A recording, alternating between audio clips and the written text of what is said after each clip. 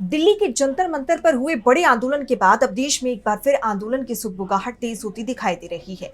स्वतंत्रता दिवस से पहले शिक्षा सुधारक और सामाजिक कार्यकर्ता सोनम वांगचुक ने देश के भविष्य को लेकर बड़ा संदेश दिया। उन्होंने कहा कि अगर भारत को 2047 तक एक विकसित और सम्मानजनक राष्ट्र बनाना है तो सिर्फ सरकार बदलने से काम नहीं चलेगा, बल्कि देश में नेतृत्व चुनने के तरीके और शासन की सोच में भी बड़े बदलाव की जरूरत है। वांगचुक ने इसी बदलाव के लिए शांतिपूर्ण क्रांति और भारत के दूसरे स्वतंत्रता आंदोलन का आह्वान किया। सोनम वांगचुक ने अपने वीडियो संदेश में कहा कि पिछले कुछ दिनों से उनकी तबीयत ठीक नहीं थी। इसी दौरान उन्होंने देश के भविष्य को लेकर गंभीरता से विचार किया। उनका कहना है, भारत के सामने आज कई बड़ी चुनौतियां हैं और अगर इनका समाधान समय रहते नहीं किया गया तो 2047 तक देश उस मुकाम तक नहीं पहुंच पाएगा जिसकी उम्मीद आज हर भारतीय कर रहा है। कुछ देश जो कभी भारत के बराबर या भारत से पीछे माने जाते थे, वो आज विकास के कई क्षेत्रों में भारत से काफी आगे निकल चुके हैं। आखिर भारत की रफ्तार इतनी धीमी क्यों है और देश को आगे ले जाने के लिए किस तरह की व्यवस्था की जरूरत है? किसी भी राष्ट्र का भविष्य उसके शिक्षा व्यवस्था पर निर्भर करता है। अगर शिक्षा व्यवस्था कमजोर होगी तो उसका असर आने वाली पीढ़ियों पर पड़ेगा और देश की तरक्की भी प्रभावित होगी। शिक्षा को मजबूत किए बिना भारत के विकसित राष्ट्र बनने का सपना पूरा करना मुश्किल है। अपने संदेश में उन्होंने हाल ही के महीनों में बदलाव की मांग को लेकर आंदोलन करने वाले लोगों को भी बधाई दी। उन्होंने कहा कि लोगों की आवाज उठाने और लगातार संघर्ष करने से कुछ बदलाव देखने को मिले हैं, लेकिन उनके मुताबिक ये बदलाव सिर्फ शुरुआत है और देश की सबसे बड़ी समस्याओं के समाधान के लिए व्यापक स्तर पर सोचने की जरूरत है। सोनम वांगचुक ने यह भी साफ किया कि वो देश की समस्याओं को सिर्फ किसी एक राजनीतिक पार्टी के नजरिए से नहीं देखते। 15 अगस्त आ रहा है और मुझे आपसे मदद चाहिए।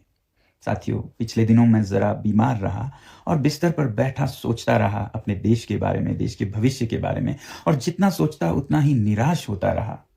50 साल पहले पड़ोसी देश जो हमसे पीछे थे या बराबर के थे, वो आज मीलों दूर निकल चुके हैं हमसे। बड़े देशों की बात न करें, थाईलैंड, मलेशिया, इंडोनेशिया, यहाँ तक कि श्रीलंका और बांग्लादेश भी हमसे आगे हैं अगर प्रति व्यक्ति आय, पर कैपिटा जीडीपी की बात करें तो।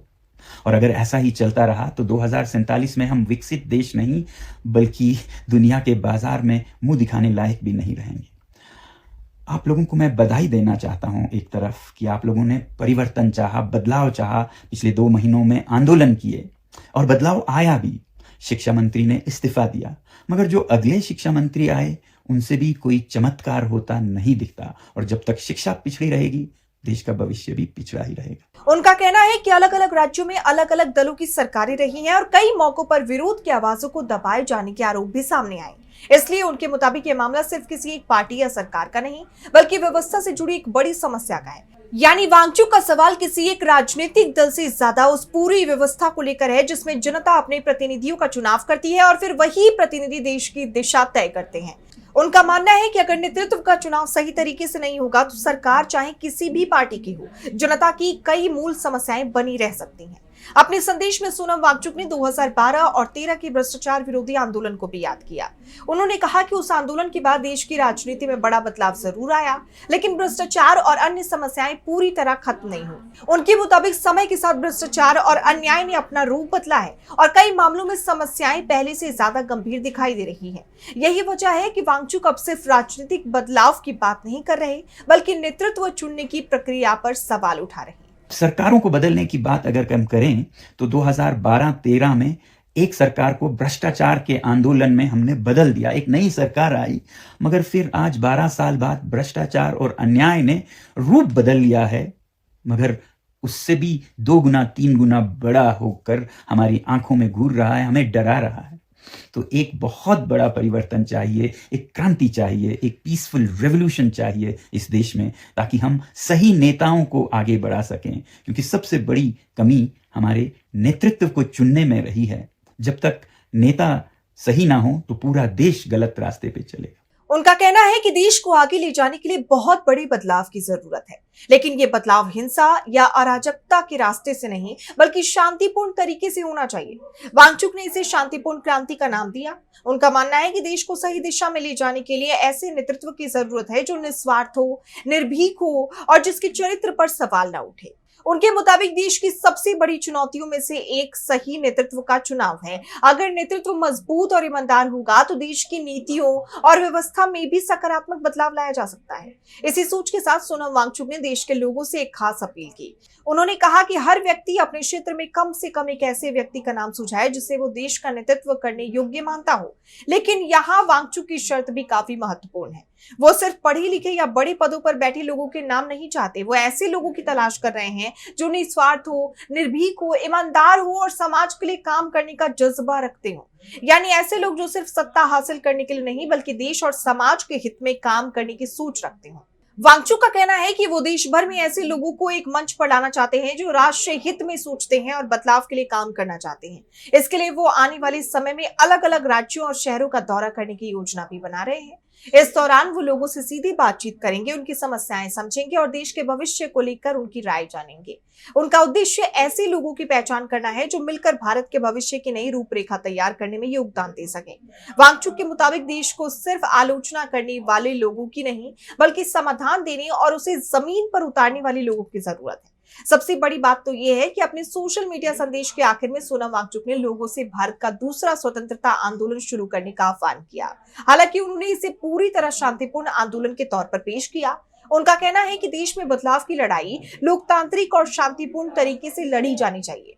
उन्होंने लोगों से इस संदेश को ज्यादा से ज्यादा लोगों तक पहुंचाने और अलग अलग क्षेत्रीय भाषाओं में साझा करने की भी अपील की। इस देश में एक बड़े बदलाव, बड़े क्रांति की ज़रूरत है, पीसफुल रेवोल्यूशन की, ताकि आने वाले समय में चुनावों में वो नेता आगे जाएं जो सच में देश को रास्ता दिखा पाएं। और इसके लिए मैं हमारे देश के जो बेस्ट माइंड्स हैं, बुद्धिजीवी हैं, उनको एक साथ लाना चाहता हूं, उनसे सलाह सुझाव लेना चाहता हूं। वो नहीं जो सिर्फ इंटेलेक्चुअल्स हैं बल्कि वो जो निस्वार्थ हैं, सेल्फलेस हैं, चरित्रवान हैं, उसूलों पर चलते हैं, ऐसे लोगों को मिलना चाहता हूं। मगर यहाँ लद्दाख में बैठे मैं नहीं जानता हूं वो कहाँ हैं, कौन हैं, और इसमें आप लोग मेरी मदद कर सकते हैं। इस स्वतंत्रता दिवस पर मुझे एक भेंट तोहफा दे सकते हैं।